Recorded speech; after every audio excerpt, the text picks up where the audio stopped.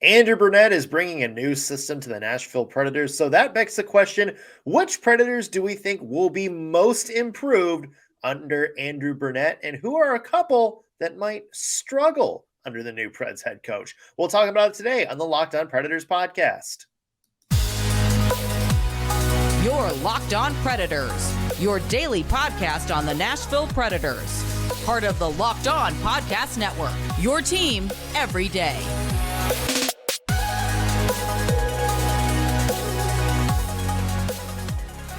Thank you for making Locked On Predators your first listen of the day every single day. We are your free Nashville Predators podcast, part of the Locked On Podcast Network, your team every day. And as always, special hello to all you loyal Locked On Pred heads, the everydayers who tune in every single day to view our show. We appreciate you as always. I'm Nick Morgan. I am a writer at Penalty Box Radio, and I have a partner in crime who's gonna have to carry most of the show today because, as I said before, I'm not feeling 100% today. I know. I'm Ann Kimmel. I'm a writer at InsideThePreds.com, and if we lived in the same city, I would bring you soup and cookies because that's just what a mom does. I've been told by a reliable source that wonton soup from a good Chinese restaurant is the cure-all. Really? That's just what I've been told. I don't know if it's true or not, but if there's like some soup, maybe some ice cream on the way, Okay. make the soup wonton. Okay. Yep. I have never had it and have never made it, but I'll see what I can do. No, I appreciate the love and support there. I also appreciate the love and support from Gametime, who's today's sponsor. Download the Gametime app, create an account, and use code LOCKEDONNHL for $20 off your first purchase. Stanley Cup Finals Game 3 last night. That was certainly a wild one. We're going to talk about what happened last night, and maybe did the Panthers set themselves up to make a little bit of a comeback? That's a topic we'll get into in a little bit later in the show. But first, want to mention Andrew Brunette, if you haven't heard, is now the Nashville Predators' new head coach. A very different coach from John Hines. And yeah, this is a whole new chapter, which I think timing-wise is great because let's face it, the Nashville Predators are certainly not where they were at the end of the season in 2021-22. This is a very new-looking Predators outlook. We're in the middle of a, quote, reset, not a rebuild. Let's make sure we use the correct terminology. We're in a reset. Yeah. And Barry Trotz found his man, whether people like the way it went down or not. That's a debate for maybe another podcast. He found his man in Andrew Brunette. And like you said, Andrew Brunette, this is going to be a very different experience for this Nashville Predators team because I think you're looking at a very different style of coaching. And I'm excited about what we heard when Trotz introduced Brunette. Well, I wouldn't say I'm an offensive coach. I think my philosophy of how I see the game is I kind of want to dominate the puck, and I want to have it as much as I can have it, and I don't want to chase around too much. So it's not really offensive. It's just more when you have it, keep it. When you don't have it, get it back as soon as possible. Where I don't want to defend. I want to check, and I want the puck back. So we have so many creative offensive players, and I think the game's going that way, that I want them to enjoy the game, to be a style of hockey that's enthusiastic, it's entertaining, and it's fun to play. And these guys are going to want to have fun coming to or I want them to have fun coming to the rink every day, because I think if you enjoy the game, you'll play better. And as a player, I know when I didn't have fun, I stunk.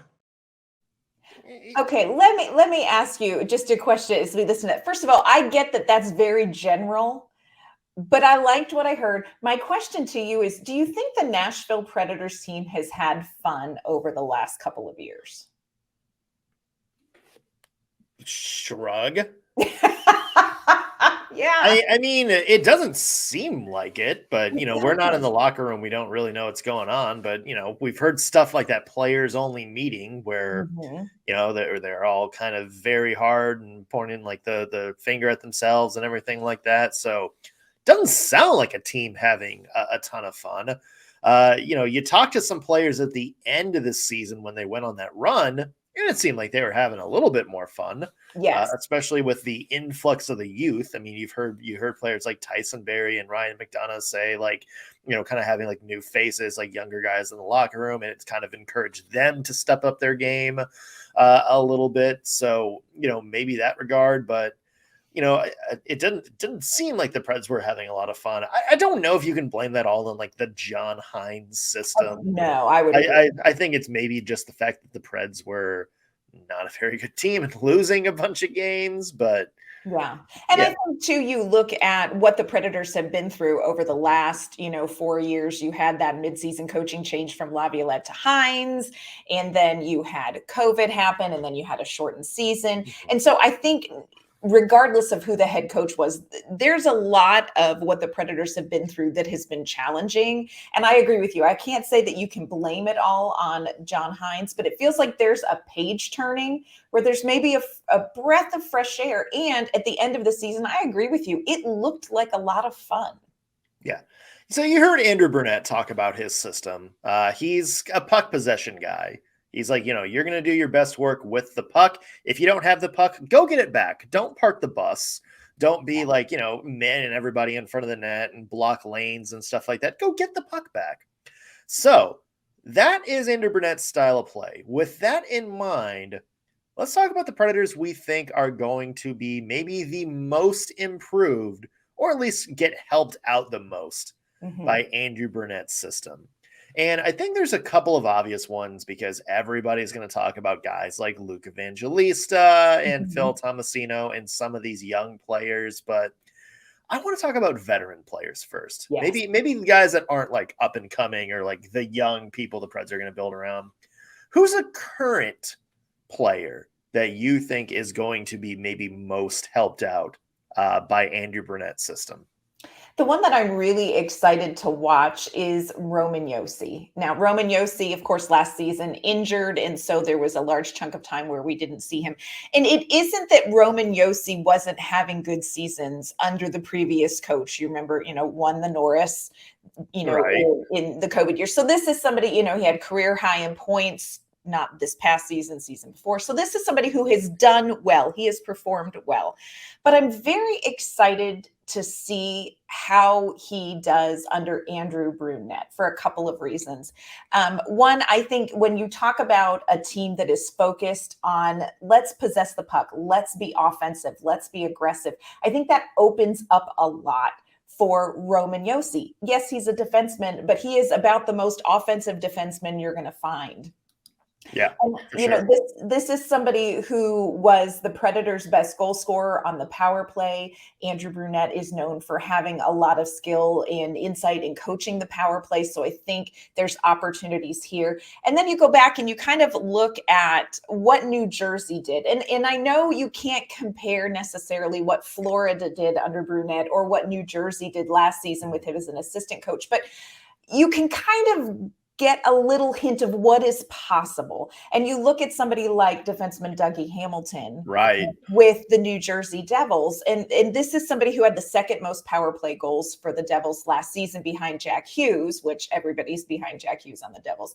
And, you see him kind of floating more into the offense, getting a little bit more aggressive offensively. You see him shooting the puck from the blue line on the power play. And those are all things that I think are going to open up Roman Josi's game again or still. And so for me, he's probably the veteran that I am most excited to see under Andrew Brunette. Yeah, and it's interesting because Hamilton, his career high was 50 points in a season back in 2017.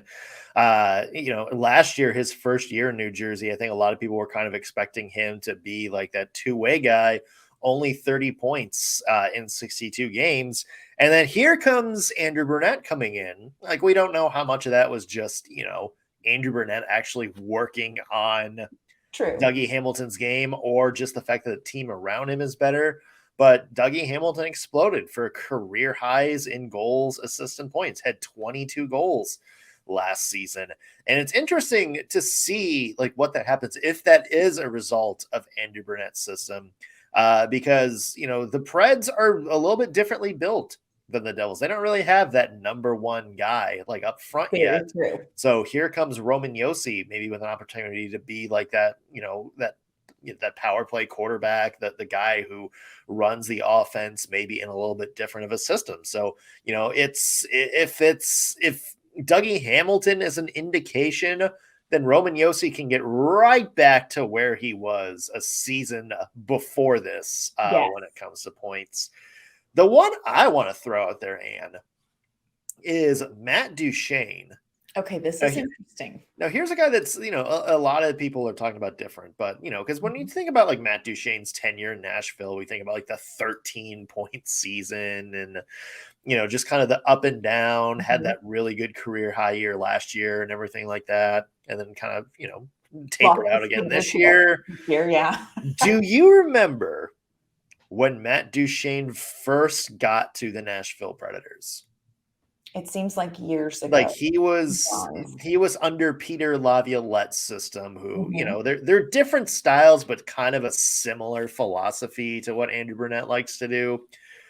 Matt Duchene was one of the best players in the NHL for like that first bit. I think he was like leading the league in points at one point, like a week or so into the season. He was like among the league leaders for like another, month or so, had like a couple of long stretches of, point streaks and stuff like that. Preds fans were like jokingly kind of calling him, Matt Gretzky. But that was Matt Duchene in a system that's like, go score. Right. Like that's your priority number one. Mm-hmm. Like, go get the puck, go shoot the puck, go find ways to put the puck in the net. Like that was the Peter Laviolette philosophy.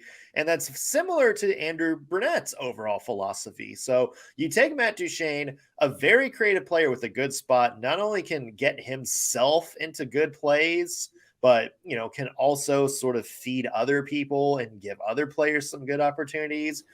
I'm excited to see if Matt Duchene is the type of guy that, assuming he still kind of has that same magic he had a few years back, this is a guy that I think can go back and find his, career best form.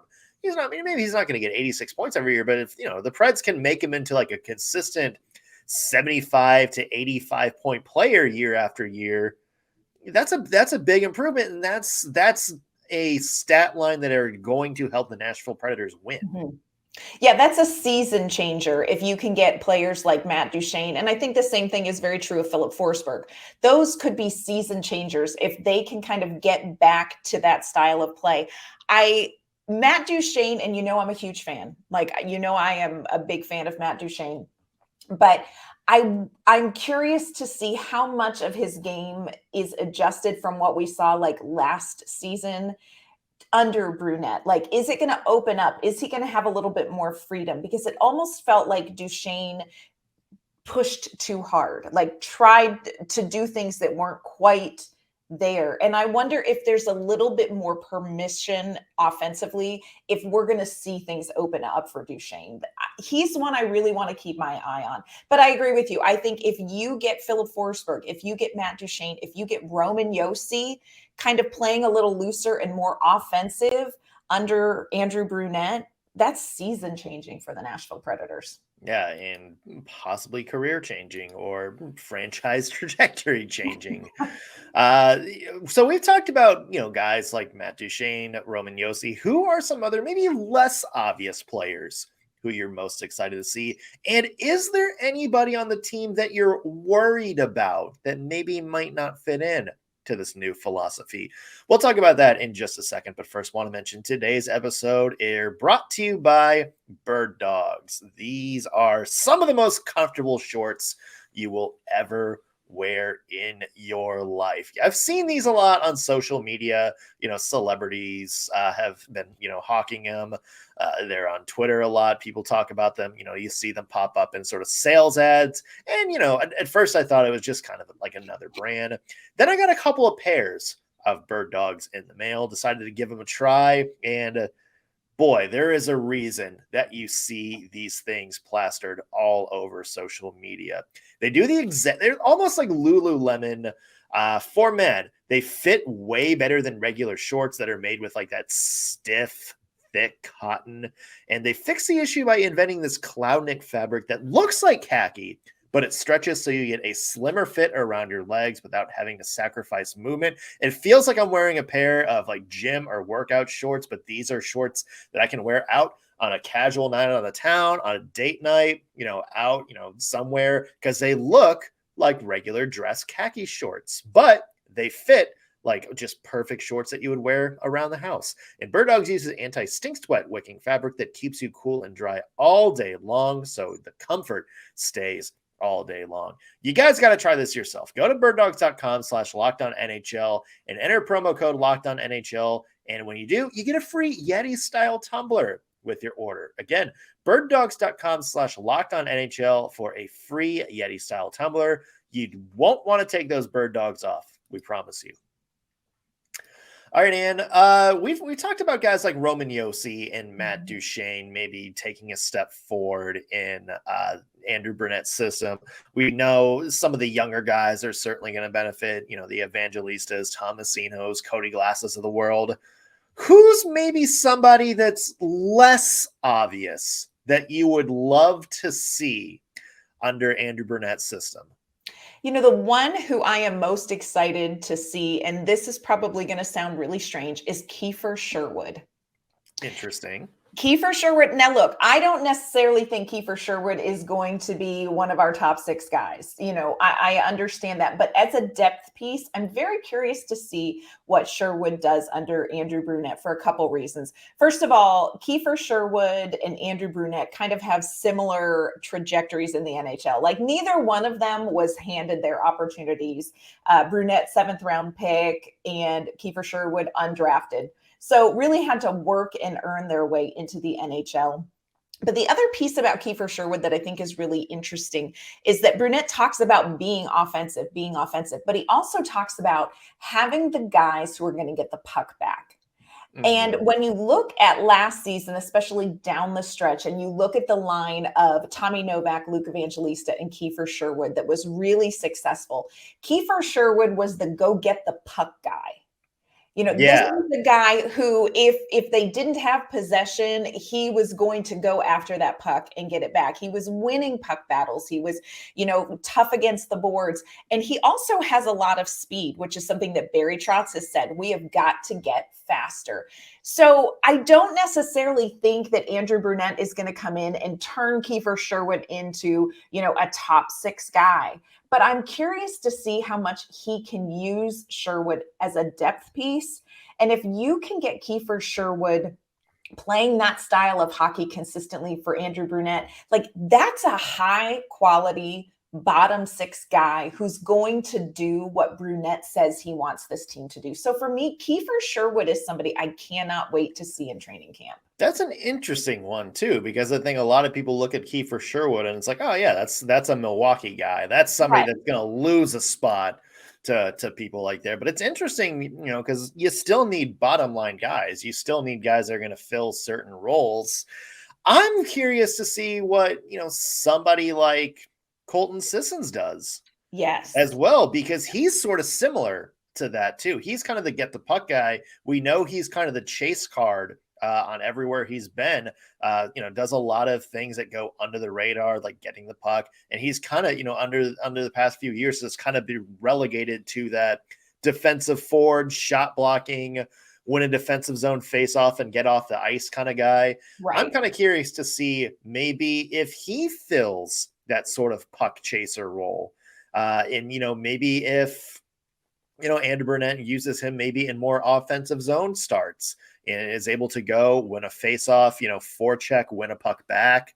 Kind of see, excited to see what he does. And remember, it wasn't a few years ago that he had 15 goals and 15 assists. So this is somebody that maybe that combined with, a little bit better use, a little bit more freedom to kind of go and be the chase car.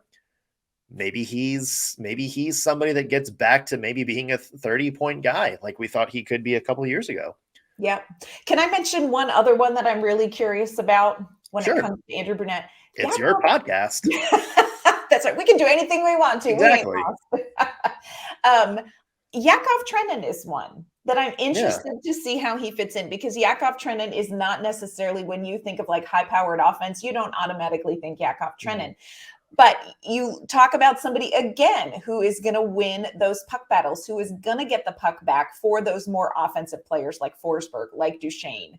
And I can see Yakov Trenin fitting in there. I also can see him really flourishing on the penalty kill, especially when it comes to things like shorthanded goals. So when Brunette was the interim coach in Florida, they were second in the league in shorthanded goals because he tended to let those players play a little bit more aggressively. And if you look back at Yakov Trenin, there is nothing more fun than watching him on the penalty kill, because he is like the pesky little brother that's going to, I'm not touching you, I'm not touching you, I'm not touching you, until you turn the puck over. He is maddening, as pestering people. And so I wonder if that's an area and a player that we're going to see where, maybe he's not going to burst onto the offensive stat sheet, but where his contributions in certain niche areas are going to become more and more important for the Predators. Yeah, that's a very good point. Is there anybody on this team that maybe you're worried about, and maybe somebody that might not be an ideal fit for how the Predators want to play? When I think about young players, and this one I think is going to be insulting to the fan base because he is beloved. But when I think about young players who we saw just a glimpse of this season, who, hey, maybe he'll be back, I worry about Igor Afanasyev. Because look, this is a player who just came off of a really good playoff run with the Milwaukee Admirals. But I just don't know that like his shooting is where it would need to be. I don't know that just his overall game is going to be offensively where it would need to be, even to kind of get him in a bottom six role. And I hate to say that because love Igor. Everybody loves Egot. But I worry about, like, will we really get a chance to see him back in Nashville this season? I don't know. It seems like he has been passed by some other players in terms of maybe what his, ideal role with the team would be. And you have guys like Yakov Trenin who kind of plays something similar. You have guys like, obviously Joachim Kimmel in the system, Right, who is going to be a better offensive high end than Afanasyev. So, that's a good one. Slower players on the team, you kind of worry about maybe Ryan Johansen. I know we've talked, kind of about what his future is going to be on the team. I know Barry Trotz kind of issued him a challenge. Yeah. It's going to be interesting to see how Johansen performs and what his role is going to be. Because, it's interesting because he is like, good forechecker, very active stick, that kind of guy that, can go, force mistakes when he's, pressuring opponents and stuff like that. But does he have the speed to keep up with those number one guys on other teams and play like the way that Brunette wants him to play? Right. I'm not saying like he's going to be like benched or anything like that. I just don't think we're going to see, number one, or at least let me put it like this. I think it's fair to question if we're ever going to see like that type of Ryan Johansen again, like the number one Ryan Johansen, or if he's more of kind of like a complimentary piece now. The other person is on the blue line is, I'm sorry in advance, Dan, is Ryan Patrick, Mr. Ryan McDonagh. But no, hear me out, because I'm going to try. He has value. Like, he absolutely has value. Yes. But, you look at the way Brunette wants to play, and we talked about Roman Josi kind of being the guy, and we talked about, guys on the blue line maybe having some speed to go out and, chase pucks and, kind of put the other team on their heels a little bit. I just don't know if that's Ryan Johansen or, Ryan McDonagh's game anymore. Okay. I see what you're saying. What you're saying. It hurts my spirit deeply. And, I will hold a grudge against you for this. But I do see what you're saying. I think his value will come in being the defensive player who frees up somebody to be more offensive in a pairing. But I do see what you're saying. This is not somebody who is at peak speed anymore. Yeah. I think and we saw him, a couple times.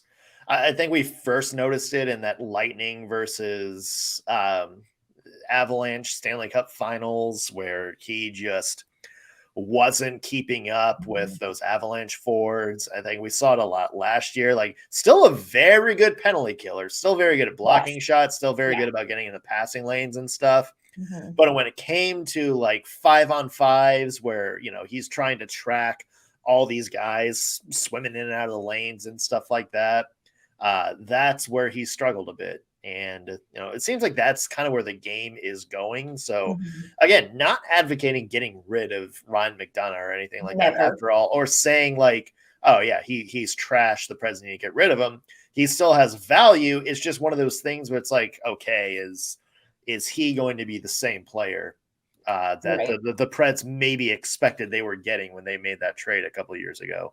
Yeah, I think that is sort of fair. Yeah.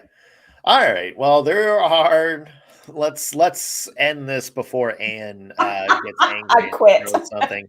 Yeah. Let's talk about the Stanley Cup Finals, shall we? Because that was a wild Game 3 last night. Do we think maybe the Florida Panthers are going to make a comeback now? I think we should definitely talk about that. We're going to do it in just a minute. But first, want to let you know today's episode is brought to you by our great friends at Gametime. Look, buying tickets to your favorite event should never be stressful. Gametime is the fastest and it is the easiest way to buy tickets for all the sports, music, comedy, and theater near you. They have killer deals on last-minute tickets, and they have a best price guarantee, so you can stop stressing over the tickets and start getting hyped about the fun you'll have. So I was taking a look at Gametime, and hey, folks, it is CMA Fest here in Nashville this weekend, but if you did not get your tickets early, you can still find great deals on Gametime for the Jason Aldean and Eric Church concert tomorrow night. And the Gametime app will show you a picture of exactly where your seats are, so there are no surprises when you get to the concert. If you don't have anything planned for next weekend, grab some tickets for the Nashville SC game on the 17th. Gametime has those available too. So go ahead and download the Gametime app, create your account, and use code LOCKEDONNHL to get $20 off your first purchase. Terms apply. Again, create an account and redeem code LOCKEDONNHL for $20 off. Download Gametime today. Last minute tickets, lowest prices guaranteed. All right, Stanley Cup Finals Game 3 last night, and the Florida Panthers did it. Come on! Clawed their way back into making this a series. A clutch goal right at the end by Matthew Tkachuk with the goalie pull to tie the game, and then Carter Verhaeghe, that Boston Bruins slayer himself, wins it in OT for the Panthers. And what do you make of Game 3 last night? And do we finally have the series on our hands? I do think we have a series on our hands. And you and I had talked yesterday about the game and said, look, Florida can still get some momentum from this. I think the key is they've got to carry this immediately into Game 4. And they did do a great job getting on the board first in Game 3. But here's what is so interesting to me about this Florida Panthers team. And I can't tell if it's a blessing or a curse on them as this series goes on, but they perform best when it looks like the odds are against them. And I get that, except how about try it the other way? You know what I'm saying? Like, how about going up 2, 3, 4 goals just for fun? And I know that that's easier said than done against Vegas. Vegas is clicking on all cylinders offensively. But I think Florida pulled it together. They didn't seem as scattered defensively. You had Bobrovsky kind of back in form. Matthew Tkachuk, what can you say about this guy? He is clutch. He is so clutch for this team. And, remember, he was in and out of this game. He took a hard hit and was out for concussion, kind of the concussion check and back in. But what can you say about him? He is so we are not going to lose this. He is so clutch for this Panthers team. So I do not count them out yet. I really don't. Yeah, and you saw, the way the Florida Panthers kind of won games earlier on in the playoffs, like just kind of, gritting them out. They need to work on those penalties because I still maintain what I said yesterday about the officiating not being super consistent. That call on Gustav Forsling right at the end of regulation. Wow. Boy, that's not one you call with 1 minute left in a regulation Stanley Cup Finals game.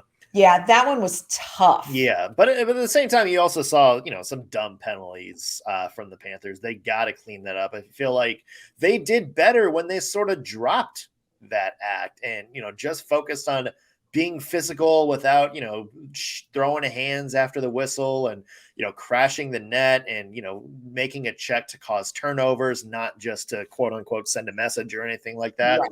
When they kind of got back to, just sort of using their skill set to make plays, that I think is when they had some of their best chances, especially late in that third period. And then the Carter Verhaeghe play in overtime, that was kind of where, the Panthers have done their best. And we saw it last night. Like they sort of abandoned the poop housery, like bumping into somebody after the whistle and stuff like that. Right. Once, if they can sort of get away from that and just use their physicality to make plays, their speed and physicality and aggressiveness to make plays, then I think that's peak Florida Panthers. I will say, Vegas has just been really, really good this postseason, especially when it comes to team defense. The Panthers were swarming late in that third period, and they struggled to get pucks on Adin Hill just because there were so many, it was just like that Vegas defense would just, there's 5 guys skating to whoever had the puck. It just seemed like a swarm of hornets, surrounding whoever the puck carrier was, just bouncing from one to the other. So I will say that's going to be tough to beat moving forward. Yeah, I would agree with you. I think Florida just overall looked better. And I think if they can keep these games close, keep it close. You never know. Again, Florida with their backs against the wall, they can pull out some amazing performances. They can kind of, Matthew Tkachuk can kind of be that clutch guy in those situations. So I think going into game 4, Florida needs to do the same thing, like come out strong and keep this game close, So I do think we have a series here. And I would not be surprised if Florida takes the next game. But I'm going to go on the record and say Florida is going to take game 4. And if they do, that is going to be a series changer, because all of a sudden one win completely changes the direction of, one of these two teams. It's going to be interesting to watch. Does last night's win change your prediction for who's going to win it all? I don't know that I would go that far. I just think Vegas is playing so well. Here's what I will say. I think if Florida can win game 4 and even up the series, maybe that shakes a little bit of Vegas's confidence. But I still think they're performing so well on the ice. But I think maybe if that kind of shakes their confidence a little, that will maybe make it more of a longer series. But I think Vegas is they're just really clicking on all cylinders. I'm going to say Vegas, and I still say maybe Vegas in 6. I think Florida's got one more win in them, whether it's the next game or game 5. But I think this Vegas team is just too much. I think they're built for a series like this. Yeah, I agree. Yeah. So we'll have to see. The next game is tomorrow night. That should be a doozy. I have a feeling the crowd in Sunrise, Florida is going to be hella loud for that one. Yeah. So we're gonna have to see what happens there. And where can people find your work? You can find my work online at InsideThePreds.com. You can find me on Twitter at ANK_Mama on Ice. You can find me at penaltyboxradio.com. Follow me on Twitter at _NSMorgan. Be sure to follow the show also at LO_Predators. That way you can keep in touch with us during the off season. Also, however you're listening to us, whether you are watching us on YouTube, listening on your favorite podcasting platform, please hit that subscribe button. That really helps us out. And it also lets you know when we have new content on for you. So win-win situation there. That's going to do it for us on today's Locked On Predators podcast. Thanks for making us your first listen of the day. Have a great weekend, and we will be back Monday with all new episodes. We'll see you then.